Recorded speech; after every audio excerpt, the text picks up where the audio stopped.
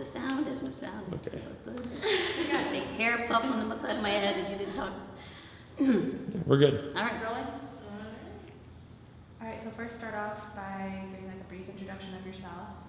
Just say your name and... Okay, so I'm Professor Valerie Peterson, and I teach in communication studies, and one of my areas of interest is sexuality.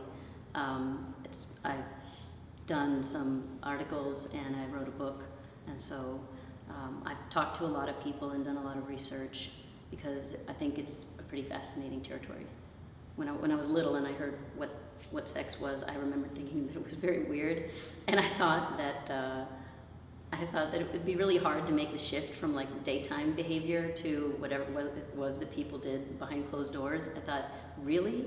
Like that? Really? I thought it would be amazing for people to be able to make a shift back and forth between those two things, and I always found that sort of like a mystery that I thought I was going to try and figure out. All right, so first question, what does hookup culture mean to you? Well, I've heard a lot about it because students use that expression a lot, but I don't think that it's necessarily a new phenomenon. I think young people have always been experimental when it comes to sex. I mean, some people, especially on college campuses, that's always been seen as a place where, because people are away from their hometown and they're away from their families, that they're going to be more experimental perhaps. They're coming in contact with people that are unfamiliar, that are interesting, and they're coming of age, you know, in their bodies. So it's not uncommon or unheard of to think that there's going to be some mixing and mingling. Although there's, you know, a lot of people who want to also wait. And so it becomes an issue. It's a hot issue in this age group and in this particular context of when lots of young people are together and meeting each other and getting to know each other. So the term hookup culture, I think, today is more associated with electronic media than perhaps other ways of talking about getting together. I mean, in the 70s, I think there was, some people would call it a sexual revolution, but there was definitely something that was going on, you know, and you can sense it in some of the music that was played then. I think of Bob Seger's Night Moves. I was just talking about that with a friend. You know, that whole song is kind of talking about what you might think of as hookup culture today, but they weren't texting each other.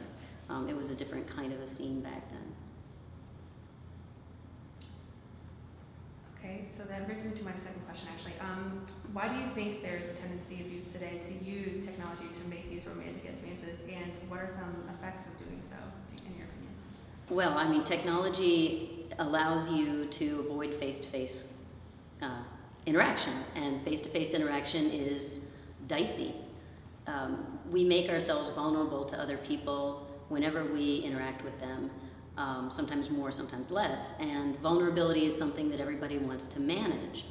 I mean, vulnerability is also something that's really important, because if you don't make yourself vulnerable to people at all, then you are, you know, you have the situation where you don't have anyone to be with.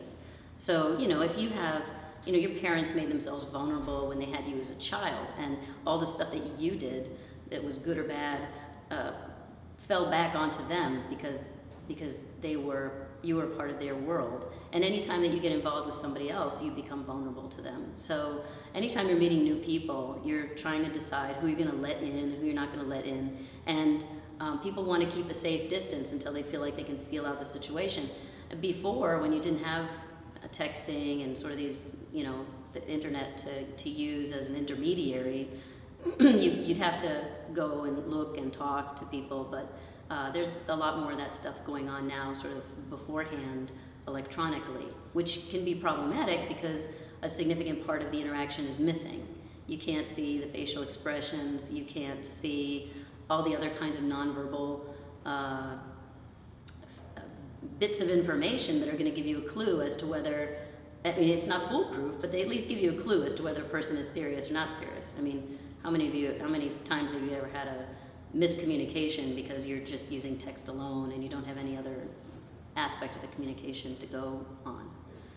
So I think that's why students do it, because it's safer.